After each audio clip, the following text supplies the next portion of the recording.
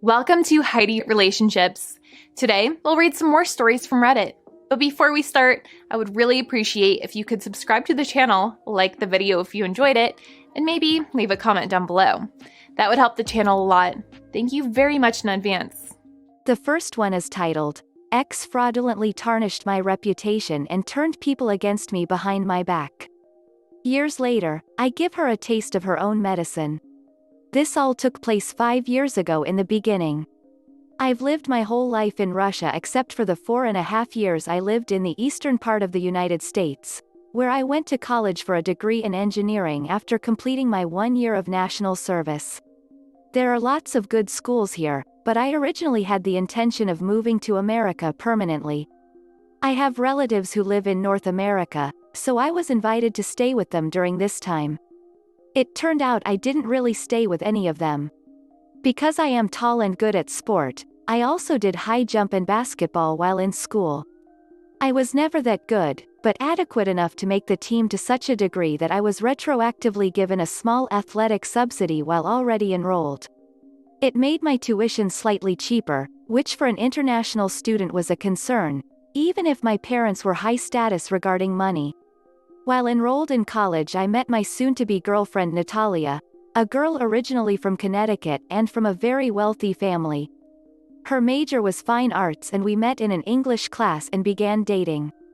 Natalia was a little more than 2 years ahead of me in her studies age-wise, but we became a serious enough couple to where I took an apartment outside of campus, and she moved in with me. Her parents' house wasn't far from campus, but she chose to stay in my apartment, mostly because I don't think she wanted to bring me to her house too often. Maybe her parents didn't approve of me, or maybe she did not approve of me enough to show me to her parents very much. We had a good relationship, or at least I thought it was good. She never complained and always liked to show off that we are a couple. She was the first person I knew in my circles who owned a selfie stick, and she would take it with us, and everything was a photo opportunity. I didn't have any social media at the time, but I made one just so that she could tag me in her posts. Eventually all her social media friends added me as a friend also. And since many people from my own home country had social media too, they saw me and added me as well. Among Natalia's friend group, people called me Drago, which is dumb because I don't think I look like Ivan Drago. Natalia makes no secret to me of the fact that she is from a wealthy family, and she tells me that she has a trust fund that will pay for her lifestyle her whole life and she doesn't even really need to attend college. I'm from a privileged background too, but I don't have a trust fund myself. My father owns a small hotel outright, and where we come from that means you're rich like Steve Jobs in a relative sense. So sometimes in the mail, Natalia would get these bank statements that just tell her how much money she has in her trust fund, how much interest it made, and what her dividend, or in other words her allowance, for the month is. It is for this reason that Natalia is in no particular hurry to finish school, which is why at the time she was already 23 but only barely a sophomore. Natalia would show these statements to me and leave them lying around the house. They didn't have her whole bank account number listed on them anyway. They just showed balances and the name of her bank. My parents and my athletics paid for a good amount of my expenses, but I still worked on campus at the bookstore to earn more money. Natalia didn't work. I didn't really have many issues with Natalia. She seemed friendly enough, was pretty, and good company. We had lots of things to talk about and we had fun together, or at least I had fun and thought she had fun too. I didn't know if I ever wanted to marry her, but I didn't rule out the idea. One thing I didn't like about her was that she was very dramatic and very prone to panic. For example, if we were at a department store where she wants to buy a particular thing, and her favorite personal shopper isn't available, she'll act like it's the end of the world. She wasn't above making scenes. She'd also be a bit short and rude with restaurant staff. One thing that I thought was a bit disingenuous of her was that although she was a millionaire, she liked to pretend to be poor. Not that there's anything wrong with not flashing your wealth, because there isn't. What I mean is that she'd try to act like she came up rough and that she was making life happen on her own, if I make sense. She tried to act like she was down for the cause, as some say. It's kind of like when rich suburban kids try too hard to copy how things happen in a hip-hop video. Except Natalia wasn't trying to be white female Tupac. She tried to do this bohemian artist thing and pretend to some people that she was living on a shoestring. Around me, she was more herself. Or really, I don't know which self is her real self. All I know is that she isn't poor, but she pretends to be, in certain company. Well, moving on. Eventually Natalia tells me, what do you think of having an open relationship? I didn't really know anything about open relationships, but when Natalia explained what they were, I told her I wasn't interested in anything like that. I asked her if she wanted to be in one and is that why she's asking, but she said no, that she just read something about open relationships. From my now perspective, I know she probably had someone or some people in mind who she wanted to date or have sex with, or she already had been doing these things with one or more people but just hasn't told me about it yet. Natalia had had her inner reproductive organs surgically cut so that she could not have children. I bring this up because she brought it up to me when she was practically begging me to have unprotected sex with her, and I was worried about maybe getting her pregnant when she didn't want to be. She showed me the actual paperwork for the procedure by emailing me a PDF document that she received from her own doctor. I only thought about it after the whole open relationship discussion because up until then we had been having sex without a condom and I assumed I was her only partner and I knew for a fact I was clean, but now I was worried whether or not she was actually clean. But for a couple weeks more things appeared going as normal. She assured me over and over again that she had no other partners, and so like a fool I continued to have unprotected sex with her. Suddenly though within the month, Natalia tells me she needs to move out, that our relationship isn't working out. Okay, I think, I'm sad to see you go, but can we be friends? And her attitude is yeah, of course we can be friends. Even then I knew she probably met someone new or had always been with that person and was now just ready to move on from me. My attitude is well, most girls come and go, that's life. I'm sure many women have the same approach to guys. She left a lot of her stuff behind like clothes and papers including her bank statements that had her trust fund info on them. I tell her since we're friends why don't you come by and get your stuff? Or I'll bring it all to you. She said oh that's fine, I'll get them someday, could you please hold them for me? And it's not as though she had that many things at my apartment. I think she especially didn't want to have me bring it to her house or new place where she stayed because she had a new boyfriend. None of my business. I never linked my social media to my phone or went to computers to check it because I just didn't care about that sort of thing, and I still don't. But I found out later that Natalia had deleted and blocked me on social media almost immediately after she moved out and combed through her friends and deleted anyone who appeared to be one of my friends from back home. I was almost done with my degree and over the next year completely lost touch with Natalia, though I never argued with her or had an official falling out. I assumed we just moved on with our lives. I had been accepted at another school one state away from my undergraduate college to complete a master's degree, and didn't want to waste time, so I hired a service to box up some of the less important things at my house and forward them to my new apartment. By this time, I had bought a used car and so with one suitcase I could set myself up for a few days while I waited for the bulk of my furniture and other luggage. I sent a text to Natalia and emailed her too, telling her where I was moving. Of course, I rerouted all her mail to go to her parents' house not long after she moved out, because for a long time she used my place as her address. She wasn't thinking big picture enough to do it herself, otherwise I could have kept getting her mail for a while.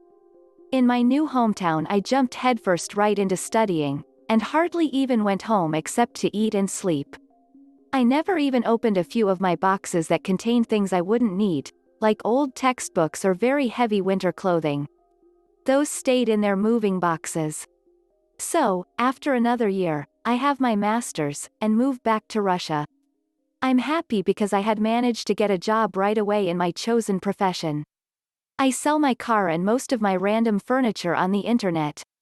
I had written down what was in each moving box, on the outside of the box. Those boxes that contained nothing I needed right away were kept sealed the entire time I was in my second American apartment. When I arrived in my current home, I finally opened all of my boxes and realized that I still had some of Natalia's old clothes from when we were a couple, 2.5, 3 years ago. I even still had her old trust fund statements. I had over a year's worth of them, which is about the length of time Natalia lived with me. Since it had been such a long time and we hadn't talked in years, I assumed she no longer wanted the things, but I still didn't want to give them away or throw them away without seeing what she had to say. So, for the first time in years, I check my social media, and am surprised to see that she blocked me from sending her messages. I try to text her, but her number has changed, or maybe she blocked me there, too. Anyway, she doesn't reply. Same thing happens when I email her. Why will she block me? I wonder. I think it must be an internet problem. I log out and just try looking at her social media as a random web user and have no problem at all. I see that she hasn't really changed. Still pretty, still dressing all quirky and bohemian. I feel kind of weird, but I take a little break from what I'm doing and just see what she's been up to for the last couple of years.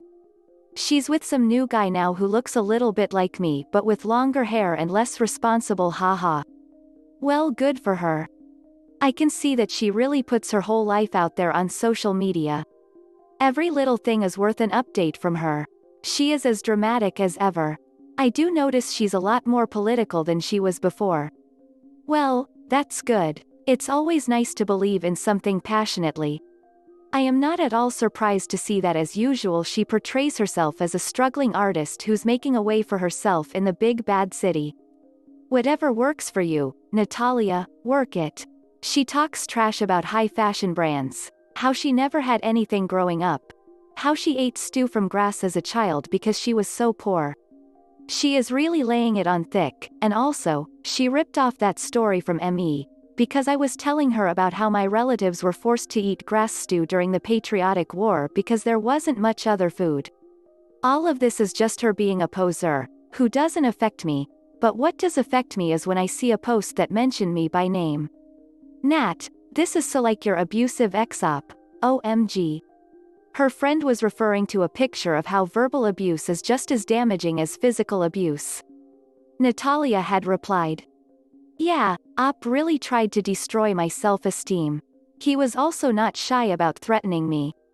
Lots of guys who were her friends on social media commented that they'd kill me or kick my ass if they ever saw me. For most of them I would laugh because I would smash them like so many ants. Especially how most of them are like wearing women's blue jeans. I mean, really, are you sure about that, stick legs, sir? But right now, I am furious because Natalia lied about me. Some of them were even seriously talking about naming me to school administrators about having my degree cancelled or having me put on some kind of offender list. None of them bothered to keep in contact with me, so they didn't know I moved back to Russia, but they were also talking about reporting me to the police and having me arrested. In other posts, Natalia also mentioned me by name and actually accused me of assaulting her in various ways, that I cheated through school, that my parents are in the Russian mob. In every post, Natalia tried to come off like she was taking the high road by not reporting me to authorities and that it was her cross to bear as a survivor. Her friends were like lemmings giving her electronic backpacks about how courageous she was. Barf. By a little digging I saw that she broke up with the guy who I figured out was the man she moved onto after me, and he was getting slammed, too, and I'll assume he was also blocked on social media. From piecing together what Natalia says to her friends on social media, it's clear she's built up an image of being a struggling artist, and her current boyfriend also appears to believe she's a struggling artist, and they share an apartment together. I piece it together that the boyfriend works a 9-to-5, but he looks like a hipster type, so maybe he is an artist too. He looks like he's struggling to keep it all together. They are totally into the activist scene. They're always talking about online funding for all kinds of charitable work. Noble stuff. Not being sarcastic. Natalia smears me across platforms. The Book of Many Faces, the grams that are instant, the stupid Bluebird app where people unknowingly brag about how worthless their existences are. Right away I think of the bank statements I have that show Natalia as anything but struggling. Because according to the statements I have, unless Natalia developed a $10,000 a day coke habit over the past 2 years and bought a Bentley and crashed it into Taylor Swift and lost a court case. She's getting just over 6 figures a year just sitting on her ass and will continue to earn these funds in perpetuity. But then I think, I've moved on and am happy. I don't even know Natalia anymore. I don't really care what these social media losers think of me. Until I see yet another post where Natalia makes this dramatic statement about how she is unable to have babies as a result of a traumatic assault. To her credit, she didn't blame ME for this imaginary attack, but she was still trying to score social points by pretending to be a victim. I was even more convinced when she and her friends actually altered some of the pics of me online that Natalia had once taken with her selfie stick, and X'd out my face using Photoshop paint. The photos were captioned with all kinds of untrue slurs. Really harsh, criminal accusations. Funny, how all of them are so eager to accuse me of being a criminal and are talking about how they will kick my ass if they see me, but none of them think of telling the police about any supposed crimes I committed. Seems really lazy. She also blamed PTSD for the fact that she was near 30 and still not graduated from college. I thought about somehow faking an account and getting her to add me as a friend, but then while looking through her friend list, and she had like 1,000 friends, I saw that one of my friends was still on there. My friend doesn't speak any English and he doesn't spend much time on social media either, so he had no idea what any of these people were even saying. I noticed even long ago that it was weird that Natalia didn't include her own parents on her friends list, but she explained that away by saying they were too old and didn't do technology. Maybe, Natalia, but chill, your parents are like 52. I suspect now, even then, I suspected it's because she wanted to build up a different persona online, and her rich parents would ruin that image. Through lots of digging, I figure out where Natalia works. It's a non-profit. I finally decide to return Natalia's things. I put her old clothes, many of them really expensive designer shoes and purses, into a box with her bank statements and address them to her non-profit. I don't actually write Natalia's name on the outside. I write her name on the inside, explaining in a note that these items are all things that she bought while she lived with me when I was still in the USA. I figure they could raise many thousands of dollars if they sell these things on eBay. I mean, if Natalia, the owner, was willing to part with them, of course. It would be great for their nonprofit. Could you ask her about it? A couple of days later. As for Natalia's actual bank statements, before mailing them in the box, I collected some of her greatest hits online where she posted pictures of herself at rallies bemoaning the 1%, complaining about her hard-knock life, about how much she cared for others suffering. And I combined these photos on a photo editor with scans of her bank statements, with red highlighter around her monthly allowance, how much she had in total, and how the funds would last forever. I also made sure to highlight the name of the originator of the trust, a quite well-known name in American industry who is identified as her great-grandfather. For each of the 12 statements, I add one of Natalia's hypocritical posts about being poor, struggling, living check to check, how she depends on her art to survive. My favorite salvo is where I screen cap her post about how she is unable to have children due to an attack. I merge this with my PDF she sent me where she paid over $10,000 to have her tubes wrecked. I made sure to highlight her parents' state and zip code on the invoice, though I crossed off their exact address. I made my point though, that the procedure, which took place a few years ago, was when she still lived with her parents in one of the most titanically expensive locations on planet Earth. My Russian friend and I spent the next fun hours spamming the walls of all Natalia's friends with these pictures that show she is rich and a liar. All of them he had access to, anyway, and it was well over 300. We make sure to fire similar, battleship broadsides to her over-filtered and photoshopped account where she's always thinking she has to lie to kick it, and also send her and all her friends lots of bird calls on that other app. The fallout was hilarious. The denials sad and pathetic, but mostly hilarious too.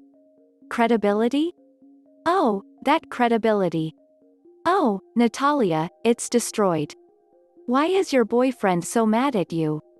Did all the organizations you've liked on social media like it when they saw you were sitting on a fortune and yet claiming, I don't have any money, starving artist lol. But can I offer my time or homemade brownies teehee? Day 1. Friend count. 1,234. Subscribers. 2,740. Followers. 1,080. A week later. Friend count. 620. Subscribers. 895. Followers. 466. Natalia, are you sure you're not James Charles? My friend doesn't speak English, but he and I are waiting to see if he'll be the last one eventually.